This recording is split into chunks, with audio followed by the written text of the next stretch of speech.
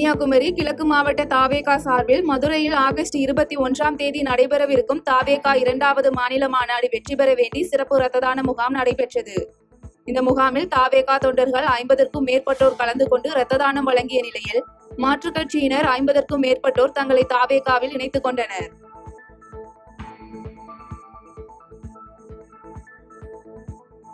ராணிப்பேட்டை மாவட்டம் பாண்டியநல்லூர் கூட்டு சாலை பகுதியில் இந்திய இயன்முறை மருத்துவர் சங்கம் சார்பில் மருத்துவர் தின விழா குறித்த ஆலோசனை கூட்டம் மருத்துவர் சுதாகர் தலைமையில் நடைபெற்றது. இந்த கூட்டத்தில் இயன்முறை மருத்துவர்களுக்கு என்று மத்திய அரசு தனி ஒரு கவுன்சில் அமைப்பது, இயன்முறை மருத்துவர் சங்கத்தில் அதிக உறுப்பினர்கள் சேர்ப்பது உள்ளிட்ட தீர்மானங்கள் நிறைவேற்றப்பட்டது.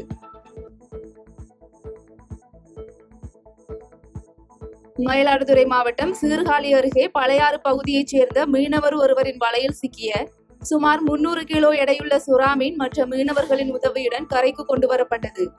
இதனையடுத்து கரைக்கு கொண்டு வரப்பட்ட சுறா மீன் 1.5 லட்சம் ரூபாய்க்கு விற்பனை செய்யப்பட்டதாக மீனவர்கள் தரப்பில் தெரிவிக்கப்பட்டுள்ளது.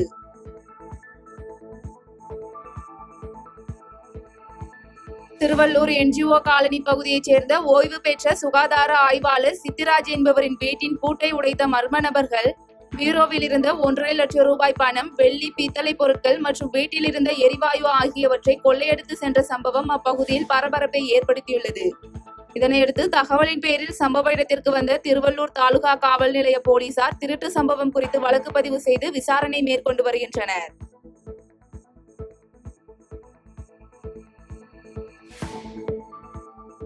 சென்னை அம்பத்தூர் மேம்பாலம் அருகில் உள்ள சாலையில் திடீரென ஏற்பட்ட ராட்சத பள்ளத்தில் சிக்கிய இருசக்கர வாகனம் மற்றும் லாரியின் சக்கரம் ஆகியவற்றை லாரியின் ஓட்டுநர் அருகில் இருந்த கிரேன் மூலம் மீட்டெடுத்தார்.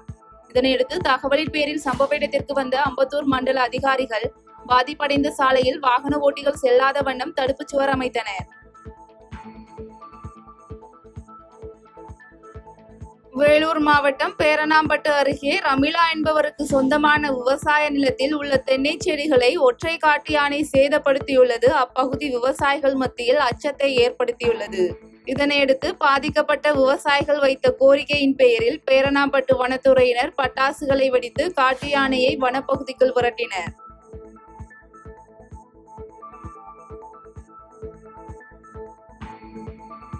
வேலூர் மாவட்டம் குடியாத்தம் அருகே விவசாய நிலத்தில் மின்கம்பி அறுந்து விழுந்து மின்சாரம் தாக்கியதில் மேய்ச்சலில் இருந்த பசுமாடு உயிரிழந்த சம்பவம் சோகத்தை ஏற்படுத்தியுள்ளது.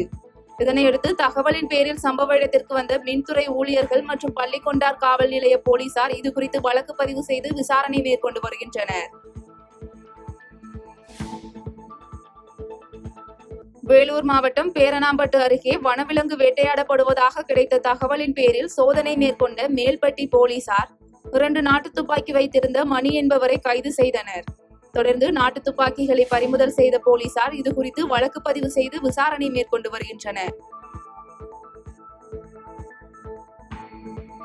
நாமக்கல் மாவட்டம் பரமத்தி அருகே மின்னழுத்த மாற்றி மீது இருந்த குருவி கூட்டை எடுக்க சென்ற சஞ்சய் என்ற சிறுவன் மின்சாரம் தாக்கி உயிரிழந்த சம்பவம் அப்பகுதியில் சோகத்தை ஏற்படுத்தியுள்ளது.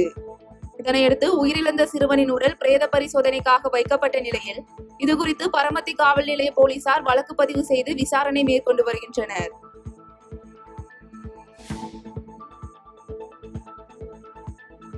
நாமக்கல் மாவட்டத்தில் விஸ்வநாதன் என்பவரின் குடும்பத்தினர் குலதெய்வ கோயிலுக்கு சென்றுவிட்டு வீடு திரும்பும் போது தாளம்பள்ளம் என்னும் இடத்தில் காரின் முன் சக்கரம் வெடித்து கட்டுப்பாட்டை இழந்து எதிரே வந்த கார் மீது மோதி ஏற்பட்ட விபத்தில் மைதிலி என்பவர் நிகழ்விடத்திலேயே உயிரிழந்த சம்பவம் சோகத்தை ஏற்படுத்தியுள்ளது.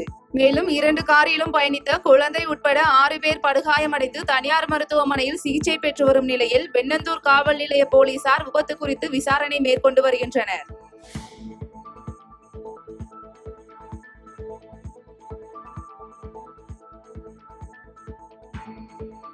திருவாரூர் மாவட்டம் பூபதிராஜபுரம், நொச்சிக்குடி, மேலமணலி, கீழ்மணலி மற்றும் ஈழங்கொண்டான் உள்ளிட்ட பகுதிகளில் அதிக அளவில் குறுவை நேரடி விதைப்பு மற்றும் நடவு செய்துள்ள விவசாயிகள் யூரியா தட்டுப்பாடு இருப்பதாக குற்றம் சாட்டியுள்ளனர். மேலும் தனியார் கடைகளில் அதிக விலை கொடுத்து யூரியா உரம் வாங்குவதாக வேதனை தெரிவித்த விவசாயிகள் கூட்டுறவு சங்கங்களில் போதுமான அளவு உரம் இருப்பு வைத்து தட்டுப்பாடு இன்றி வழங்க வேண்டும் என கோரிக்கை வைத்துள்ளனர்.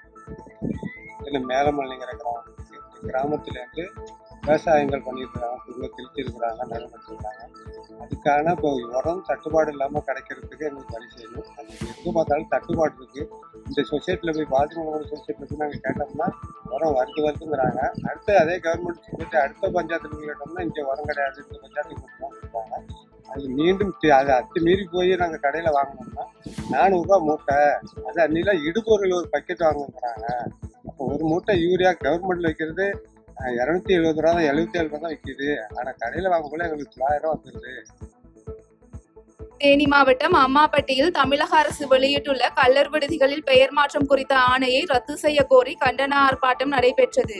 இந்த கண்டன ஆர்ப்பாட்டத்தில் தமிழக அரசை கண்டித்தும் அரசாணையை ரத்து செய்ய கோரியும் கள்ளர் பள்ளியின் முன்னாள் மாணவர்கள் உட்பட 150க்கும் மேற்பட்டோர் கலந்து கொண்டனர்.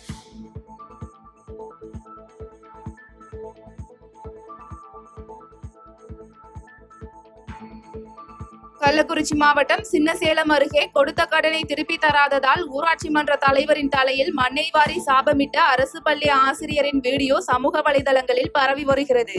மேலும் ஊராட்சி மன்ற தலைவர் சசிகுமார் 2 வருடங்களுக்கு முன்பு அரசு பள்ளி ஆசிரியர் சண்முகம் என்பவரிடம் 2 லட்சம் ரூபாய் வட்டிக்கு கடனாக பெற்று திருப்பி தராமல் இருப்பது குறிப்பிடத்தக்கது.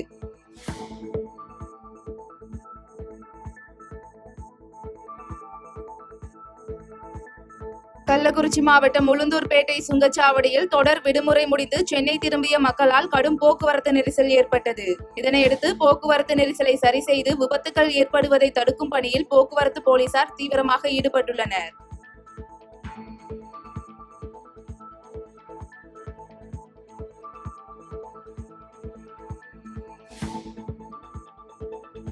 பாதகம் செய்பவரை கண்டால் நாம் பயம் கொள்ளலாகாது பாப்பா.